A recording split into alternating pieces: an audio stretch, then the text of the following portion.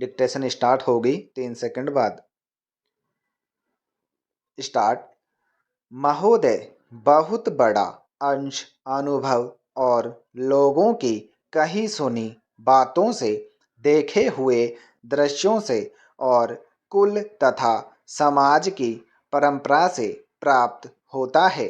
Cinema इस सभी प्रकार के ज्ञान की प्राप्ति में सहायक हो सकता है, क्योंकि यह मनुष्य की दृश्य और श्रव्य अनुभूतियों के क्षेत्र को बहुत ही बढ़ा सकता है। यह एक साधारण सी बात है जिसे सभी जानते हैं कि केवल सुनी सुनाई बात की अपेक्षा हम पर देखे हुए दृश्य का प्रभाव अधिक पड़ता है, और हम यदि सिनेमा द्वारा किसी चीज को देख लेते हैं तो उसका उतना फल तो नहीं होता जितना स्वयं आँखों द्वारा देखने से मिलता है। उससे तो कहीं अधिक अमिट छाप किसी के सामने किसी दृश्य के वर्णन करने से पड़ती है। मन बहलाव के भी साधन कितने ही प्रकार के होते हैं। कुछ तो ऐसे हैं जो मन बहलाव के साथ साथ शिक्षाप्रद भी होते हैं, और इसके विपरीत बुरे संस्कारों का साधन बन जाते हैं। मैं स्वयं यह दावा नहीं कर सकता कि मैंने बहुत सी फिल्में देखी हैं।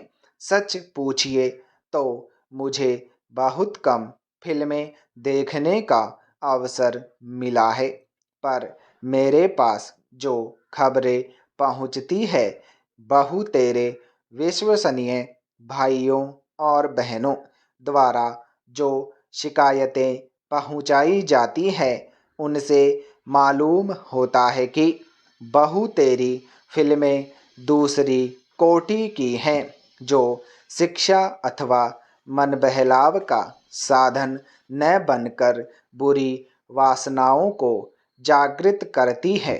विशेषकर युवकों के चरित्र पर बुरा प्रभाव डालती है।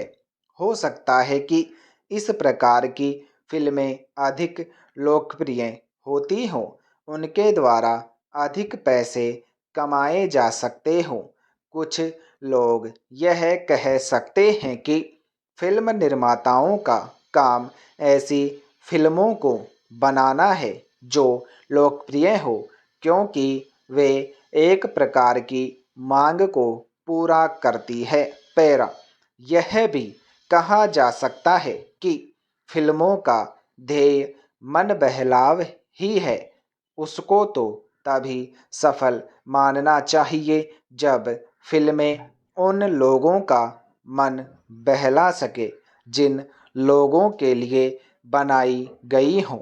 ये सब बातें बहस के रूप में कही जा सकती है, पर मैं चाहूँगा कि कोई भी सिनेमा हो अथवा फिल्म के बनाने वाले हों, वे यदि अपना कर्तव्य समाज सेवा समझते हैं, और उन्हें ऐसा समझना भी चाहिए, तो उन सब के लिए ये सब बातें यदि अग्राह्य नहीं तो गौण अवश्य है, और उनका मुख्य उद्देश्य तो सेवा ही होना चाहिए। पैरा।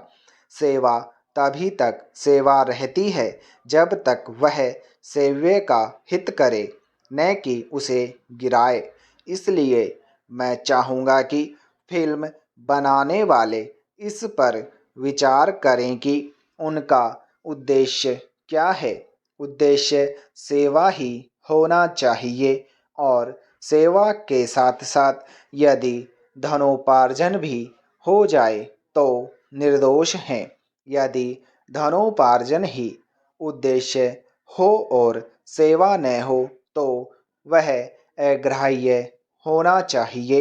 यदि मनुष्य अपने स्वार्थवश कुछ ऐसा काम करता है जो उसके व्यक्तिगत लाभ के लिए तो ठीक हो, पर जिससे समाज को हानि पहुंचती हो तो उसे रोकना पड़ता है। स्टॉप।